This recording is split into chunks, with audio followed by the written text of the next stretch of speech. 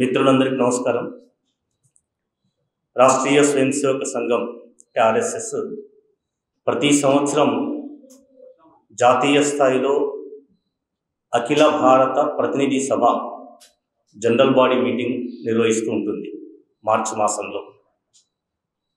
ఈ సంవత్సరం ఈ అఖిల భారత ప్రతినిధి సభ సమావేశాలు మొన్న 21, 22, 23 తేదీలలో బెంగళూరులో చందనహల్లి ప్రాంతంలో జనసేవా కేంద్ర పాఠశాలలో జరిగాయి. ఈ సమావేశాల మొత్తంలో సుమారుగా 1460 మంది సమావేశాల్లో పాల్గొన్నారు.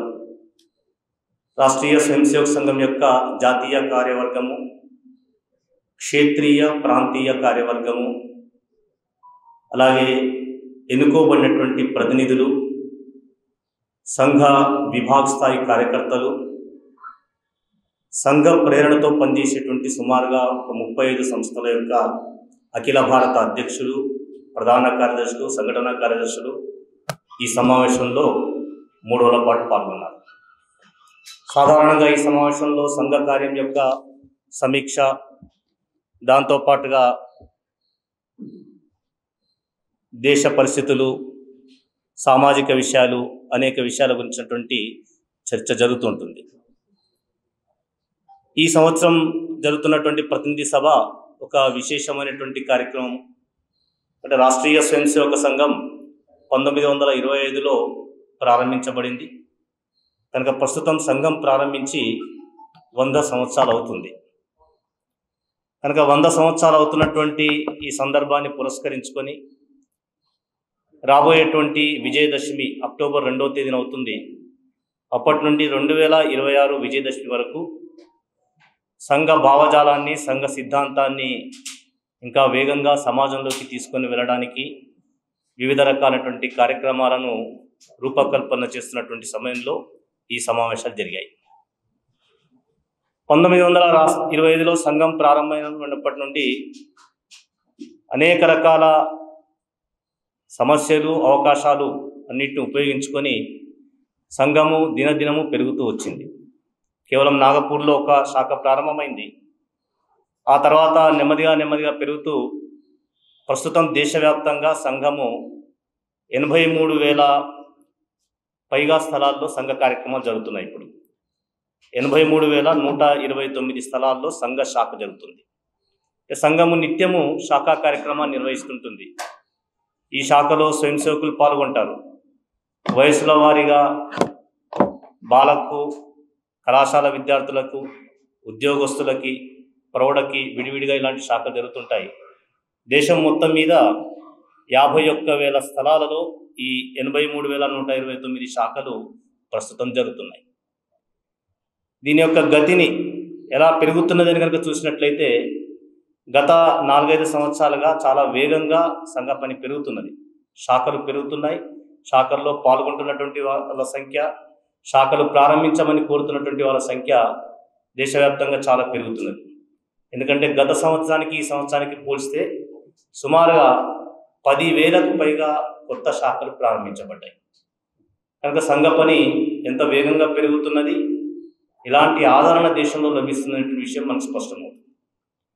రెండో వైపున యువకులు, విద్యార్థులు, గ్రామీణ క్షేత్రాలు, గిరిజన ప్రాంతాల్లో కూడా సంఘం చాలా వేగంగా పెరుగుతున్నది.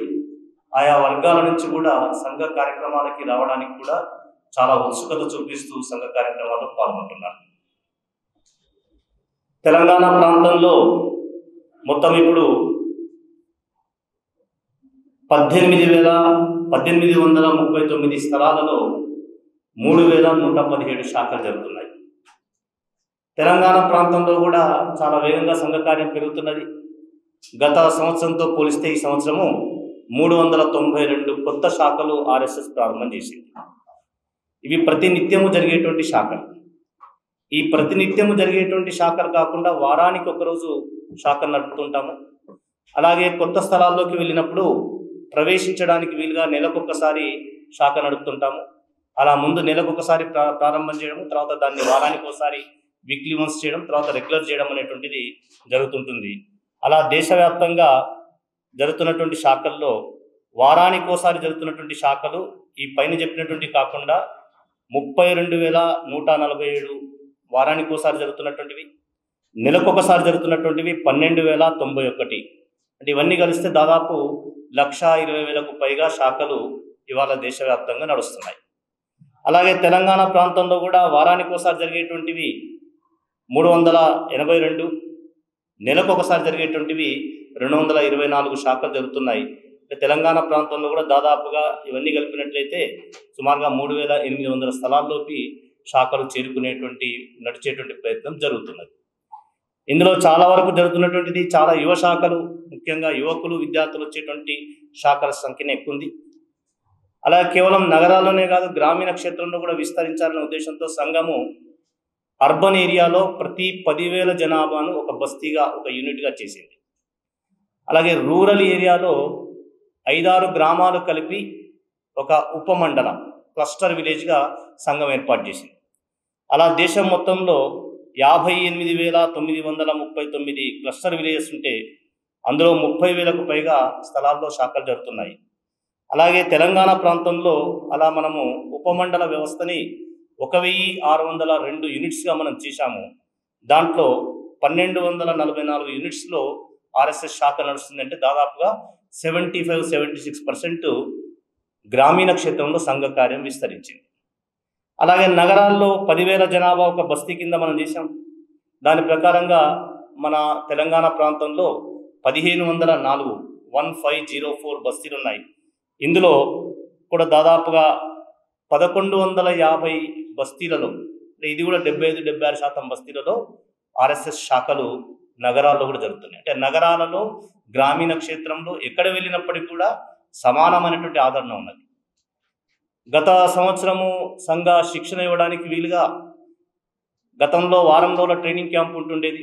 కానీ చాలా ఎక్కువ సంఖ్యలో వస్తున్నారు కనుక దాన్ని ఇంకా సులభం చేయడానికి 3 రోజుల క్యాంప్ చొప్పున బ్లాక్ లెవెల్లో మనం నిర్వహించినప్పుడు దానికి దాదాపుగా 9,500 మంది పైగా అలా వచ్చి శిక్షణ పొందినటువంటి కార్యకర్తల సంఖ్య కూడా ఉంది. వీటితో పాటు నగరాల్లో స్లమ్స్లో సేవా బస్తీ అని మనం అంటుంటాం. సేవా బస్తీలో కూడా సంఘ కార్యాన్ని విస్తరించేటువంటి ప్రయత్నం చేస్తున్నాం. అలా తెలంగాణ ప్రాంతంలో సేవా బస్తీల్లో కూడా ఈ సంవత్సరము దాదాపు 100 నూతన బస్తీల్లో, కొత్త బస్తీ లోపల స్లమ్స్లో కూడా ఆర్ఎస్ఎస్ కార్యక్రమాలు ప్రారంభమైనాయి. వీటికి అతీతంగా సంఘము స్వయం సేవకుల ద్వారా అనేక రకాలైనటువంటి సేవా కార్యక్రమాలు చేస్తుంటుంది. దేశం మొత్తం మీద సుమారుగా 90,000 సేవా కార్యక్రమాలు, తెలంగాణ ప్రాంతంలో కూడా చిన్న చిన్న సేవా కార్యక్రమాలు శాఖదారు ద్వారా జరిగేటువంటి కార్యక్రమాలు 980కి పైగా సేవా కార్యక్రమాలని ఆర్ఎస్ఎస్ స్వయం సేవకులు వివిధ ప్రాంతాల్లో నిర్వహిస్తున్నారు. అలాగే సంఘ కార్యక్రమాల్లో అనేక రకాలైనటువంటి సామాజిక కార్యక్రమాలు, ప్రతి జిల్లాలో ఒక గ్రామాన్ని ఎంపిక చేసుకొని గ్రామ వికాసం చేయడము, అనేక గ్రామాల్లో సేవా కార్యక్రమాలు చేయడము, శాఖ జరుగుతున్నటువంటి కేంద్రంలో శాఖ జరపడంతో పాటు ఆ బస్తీకి కూడా ఉపయోగపడేలాగా ఏదైనా కార్యక్రమం చేయడము. అక్కడేటువంటి స్వయం సేవకులందరూ నెలకొకసారి కూర్చొని మన ఏరియా ఎలా ఉంది, మన బస్తీ ఎలా ఉంది, దీనికి సంబంధించి మనము చేయదగిన పని ఏమిటి అని ఆలోచించి అలాంటి కార్యక్రమాలను కూడా స్వయం సేవకులు చేస్తారు.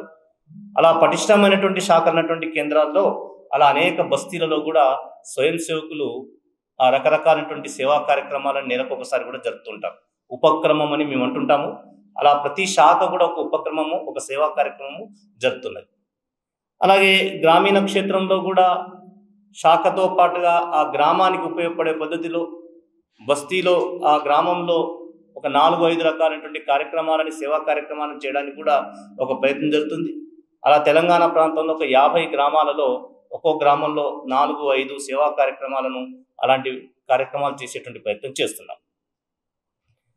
అలాగే రాబోయేటువంటి సంఘ జన్మ శతాబ్ది కార్యక్రమం ఇంతకుముందే చెప్పాను. విజయదశమి 2025 నుంచి ప్రారంభించి 2026 వరకు విజయదశమి ఉత్సవాలు జరగబోతున్నాయి. సంఘ శతాబ్ది ఉత్సవాలు జరగబోతున్నాయి కనుక వాటికి సంబంధించినటువంటి చర్చ కూడా మొన్న సంఘ అఖిల భారత సమావేశాలు చేయడమైంది. దేశానికి సంబంధించినటువంటి అనేక విషయాలను కూడా చర్చ చేయడం జరిగింది. దాన్ని పురస్కరించుకుని అక్కడ ఉండేటువంటి అందరి కార్యకర్తలు కలిసి ముఖ్యంగా ప్రతి సమావేశంలో దేశ పరిస్థితుల మీద, ప్రపంచవ్యాప్తంగా జరిగేటువంటి విషయాలు అనేకం ఆలోచించి తీర్మానాలు చేయడం జరుగుతుంటుంది. అలా మొన్న జరిగినటువంటి సమావేశంలో బంగ్లాదేశ్ హిందువుల మీద జరుగుతున్నటువంటి దాడులను ఖండిస్తూ ఒక తీర్మానం చేయడం జరిగింది. మనందరికీ తెలుసు, మన పొరుగునే ఉన్నటువంటి బంగ్లాదేశ్లో మొన్న ప్రభుత్వం మారిన తర్వాత అక్కడటువంటి మైనారిటీలు, ముఖ్యంగా హిందువులతో పాటు హిందూ సమాజంలో అంతర్భాగమైనటువంటి షెడ్యూల్డ్ క్యాస్ట్, షెడ్యూల్డ్ ట్రైబ్ మీద అనేక రకాలైనటువంటి అమానుషమైనటువంటి దాడులు జరిగినటువంటి విషయం మనందరం కూడా పత్రికల్లో, మీడియాలో చూసాం. ముఖ్యంగా యువకుల మీద దాడి చేయడము, మహిళల మీద దాడి చేయడము, బలాత్కారాలు, మానభంగాలు, హత్యలు, గృహదహనాలు విచ్చలవిడిగా ఏమాత్రము కూడా ఎక్కడ కూడా చట్టము లేదు అనేటువంటి పద్ధతిలో అతి భయంకరంగా బంగ్లాదేశ్లో జరిగిన విషయం మనందరికీ తెలుసు. కనుక దానికి గురించి ప్రపంచం అంతా కూడా ఆలోచించాలి. హింస ఎక్కడ జరిగినప్పటికీ కూడా అంగీకరించేది ఉండదు. ఇందులో ముఖ్యంగా బంగ్లాదేశ్లో కనుక చూసినట్లయితే మైనార్టీల మీదనే దాడులు జరుగుతున్నాయి. మనం చూసినట్లయితే బంగ్లాదేశ్ ఏర్పడినప్పుడు 22% హిందువులు అక్కడ ఉండేవారు. ఇప్పుడు అక్కడ హిందూ మైనార్టీల సంఖ్య కేవలం 7%కు పడిపోయింది అన్నట్లయితే అక్కడ ఉండేటువంటి మైనార్టీలు ఎలా జీవిస్తున్నారనే విషయం మనకు అర్థమవుతుంది. కనుక దీని విషయంలో ఐక్యరాజ్య సమితి లాంటి అంతర్జాతీయ సంస్థలు, మానవ హక్కుల సంఘాలు ఇవన్నీ కూడా స్పందించాల్సిన అవసరం ఉంది.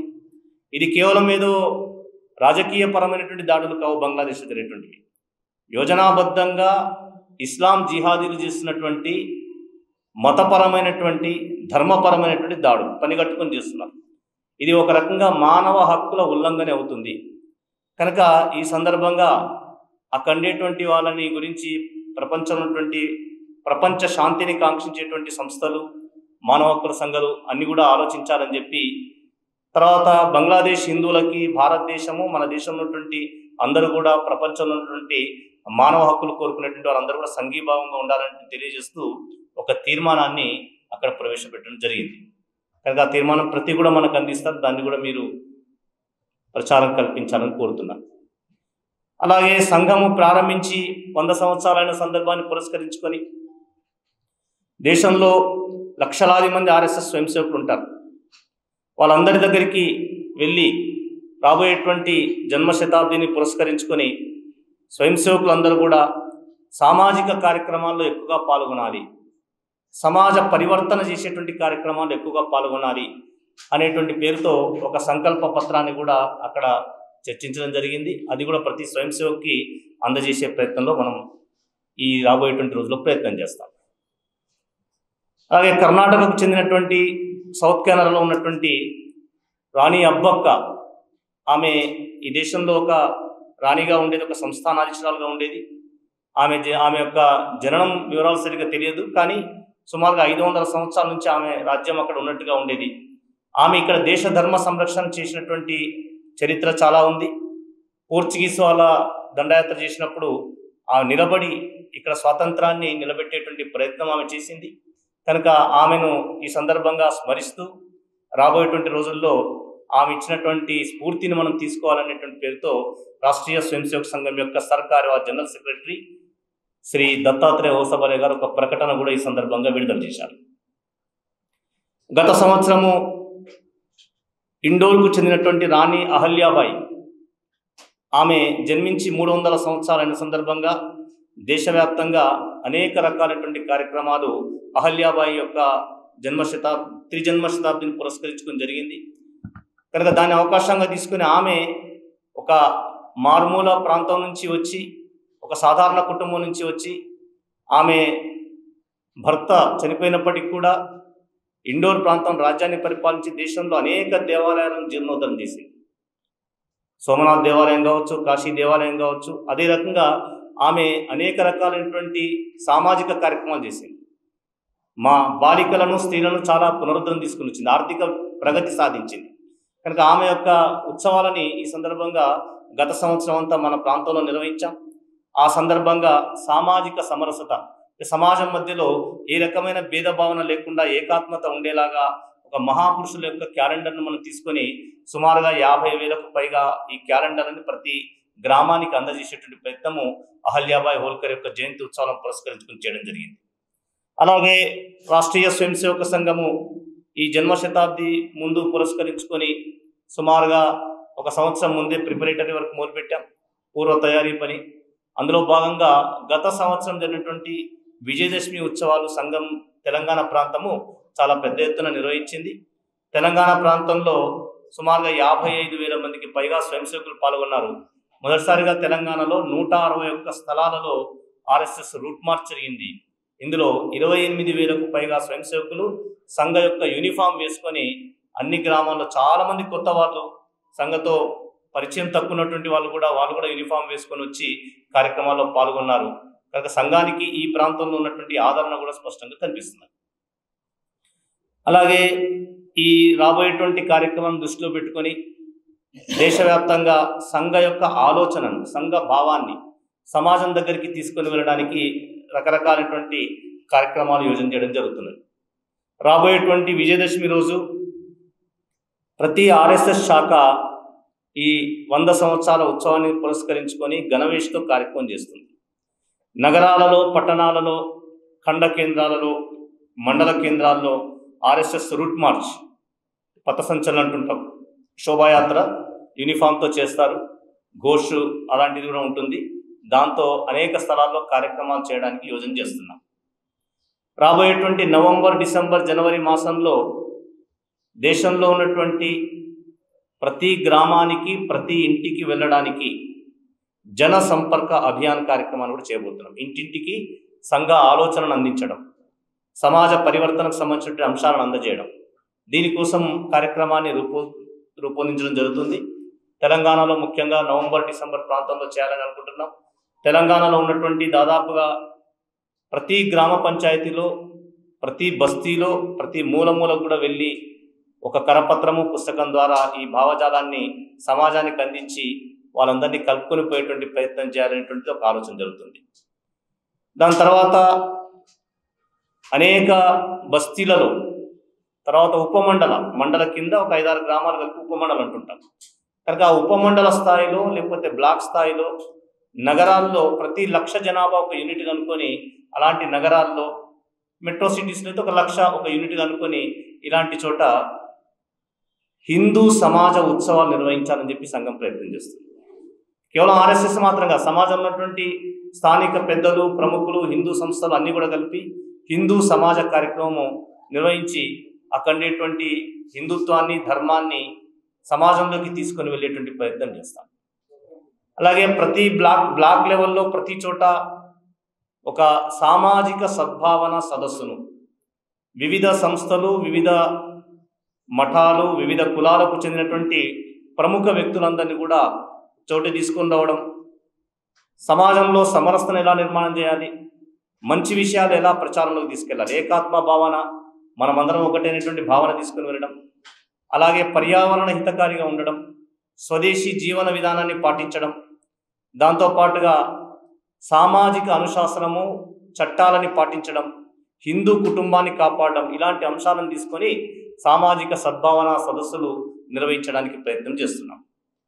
తర్వాత అలాగే ఇంకొక కార్యక్రమం జిల్లా కేంద్రంలో, అన్ని కేంద్రాల్లో కూడా, తర్వాత నగర కేంద్రాల్లో కూడా కలిపి ప్రతిష్ఠిత వ్యక్తుల యొక్క సమావేశం, అక్కడనేటువంటి ప్రముఖులు ప్రతిష్ఠితుల్లో కలిపి ఒక సెమినార్ లాగా ఒక కార్యక్రమాన్ని నిర్వహించేటువంటి ప్రయత్నం చేస్తున్నాం. చాలా చోట్ల కళాశాల విద్యార్థుల నుంచి, విద్యార్థుల తల్లిదండ్రుల నుంచి, లేకపోతే స్కూళ్ళ నుంచి కూడా సంఘ కార్యక్రమాలకు ఆహ్వానం వస్తున్నది, మీరు రండి, మేము మమ్మల్ని కూడా సంఘంలో చేర్చుకోమని. ఇక దాన్ని దృష్టిలో పెట్టుకొని డిస్ట్రిక్ట్ హెడ్ క్వార్టర్స్ వరకు అన్ని చోట్ల కూడా యువకులకి, ముఖ్యంగా 18 నుంచి 30 సంవత్సరాల వయసు ఉన్నటువంటి యువకుల యొక్క సదస్సులు కూడా నిర్వహించబోతున్నాం. అలాగే రాబోయేటువంటి అక్టోబర్లో 26 సెప్టెంబర్, అక్టోబర్లో గ్రామానికి శాఖను తీసుకెళ్లే ప్రయత్నం చేస్తున్నాం. కనుక దీనికన్నా ముందుగానే రేపు జరిగేటువంటి దసరా కన్నా ముందే ఇంకా కార్యవిస్తరణ చేయాలనే ప్రయత్నం జరుగుతుంది. తెలంగాణలో కూడా 4,000 శాఖలకి రేపు దసరా, అంటే ఈ ఉత్సవాలు ప్రారంభమయ్యే సమయానికి 4,000 శాఖలు చేరేటువంటి ప్రయత్నం జరుగుతున్నది. దేశవ్యాప్తంగా కూడా 1,00,000 స్థలాలకి సంఘ కార్యాన్ని విస్తరించేటువంటి ప్రయత్నము ఈ సందర్భంగా జరుగుతున్నది. కనుక దీన్ని పురస్కరించుకొని దేశవ్యాప్తంగా ఉన్నటువంటి హిందూ సమాజాన్ని, సంఘ స్వయం సేవకులని, తర్వాత సంఘ భావజాలంతో ఉన్నటువంటి సంస్థలందరినీ కూడా రాబోయేటువంటి సమయంలో జరిగేటువంటి కార్యక్రమాల్లో అన్నింటిలో భాగస్వామ్యం తీసుకొని సంఘ కార్యక్రమాన్ని, సంఘ భావజాలాన్ని వేగంగా ఇంకా సమాజంలోకి తీసుకెళ్లేటువంటి ప్రయత్నం చేద్దామని చెప్పి సంఘం పిలుస్తున్నారు. సంఘం కేవలము సంఘ సంస్థాగత కార్యక్రమం కాకుండా సమాజ పరివర్తనను ప్రధానంగా అనుకునేది, సమాజంలో మార్పు తీసుకొని రావడం.